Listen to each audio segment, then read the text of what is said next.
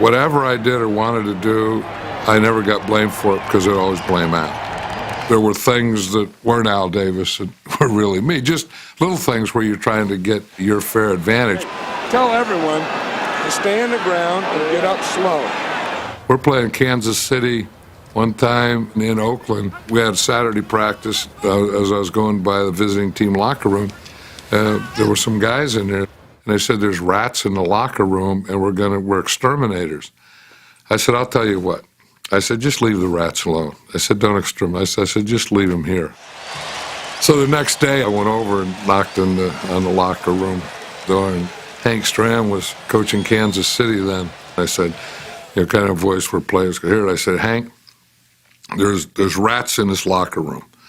I said, but the exterminators were here yesterday.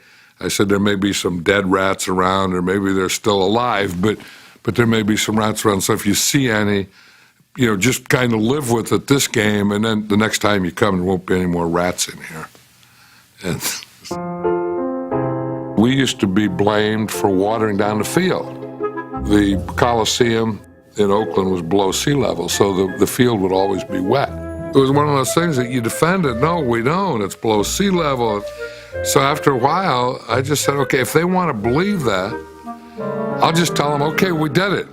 We're playing Kansas City. And I said, Hank, this field's wet here. I said, I'm sorry. I told the guys yesterday, just water it for like 3 hours. You know what they did? They put the water on, then they took a lunch break, and they watered it for 8 hours.